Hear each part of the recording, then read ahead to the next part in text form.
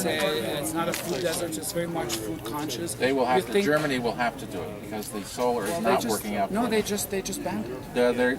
And I've heard lots about their temporary ban, and they will have to reverse that because they're in deep trouble with their solar program. Deep trouble, and they're building more coal plants as we speak. Germany is building coal plants. Is that what you want? More coal plants? That's what they're doing. That's what they're doing because they cannot do it. They cannot produce their energy needs without doing more coal plants because they've ruled out things like fracking. Now they won't do that forever. They'll change their mind. England's already on the road to doing fracking, and I don't think it'll be much of an issue for the long haul. I think you'll see most of Europe do it. Poland's going to do it. So you have no idea about all the green jobs that you're talking about? What green jobs? The green jobs don't come close.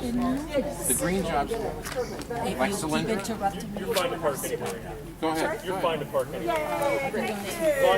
As long as you just got a handicap, you don't have it. Yep, we got it. Architects, biologists are speaking and working together and coming up with design ideas on the industry level, home level, farm level. And how can we integrate technologies in our daily lives? And they actually have plans, they have designs that show us how we can integrate. And why is it you don't want to look at that? I'm looking at what you have to say. I'm listening to what you have to say. But can you look at what we have to say?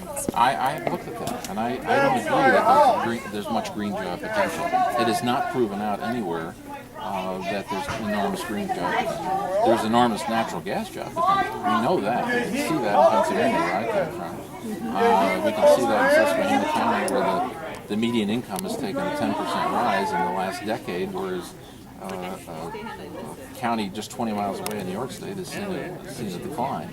So we know what this will do for the economy, and it will also preserve open space. There's no other way, particularly in this kind of an area, to develop the kind of income from a piece of land with so little land disturbance as natural gas. There's nothing. You can't do it with solar. You can't do it with any other energy form other than maybe nuclear. And you can't do it with land development. You can't do it with manufacturing. But you can do it with natural gas development. And that's a good way to preserve open space. So,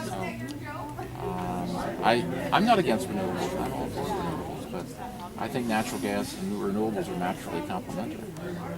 That's what I think. Well, to me, it's become a moral issue because what we're doing is raping the land itself, constantly taking and destroying things. And what are we left with? Water that's contaminated. We're left with land, habitats that are destroyed. That's not true. It's just not true.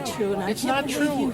I can take you to Pennsylvania. I can take you to Pennsylvania and show you many examples. Pennsylvania. Well, then you've been looking the wrong places, because I can tell you there's plenty of places where it's been done very well. It's not destroyed the land. Susquehanna County, I'm there all the time. It's a beautiful county. Its tourism is up. It's up. Bradford County, tourism is up, and the county is just as beautiful as it ever was.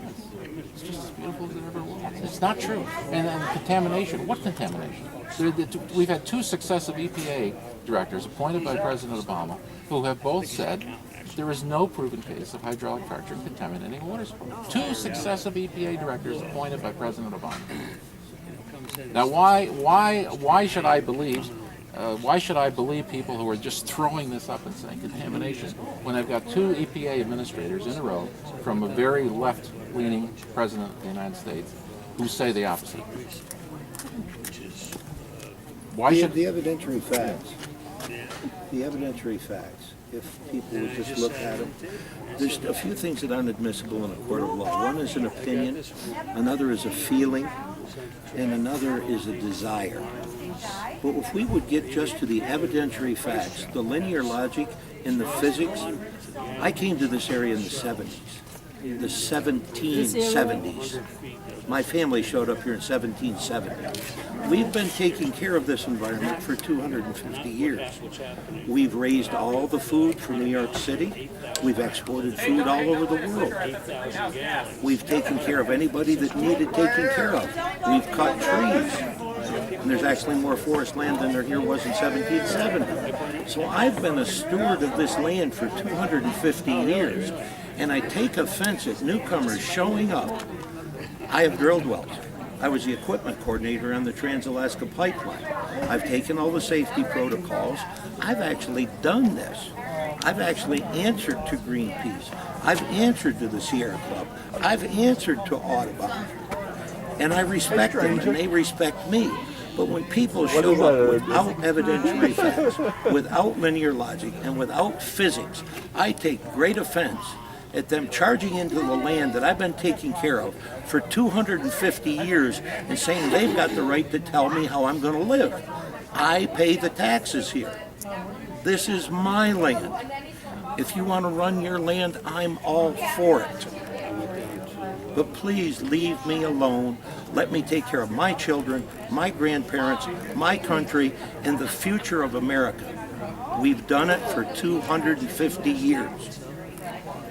That's all I ask.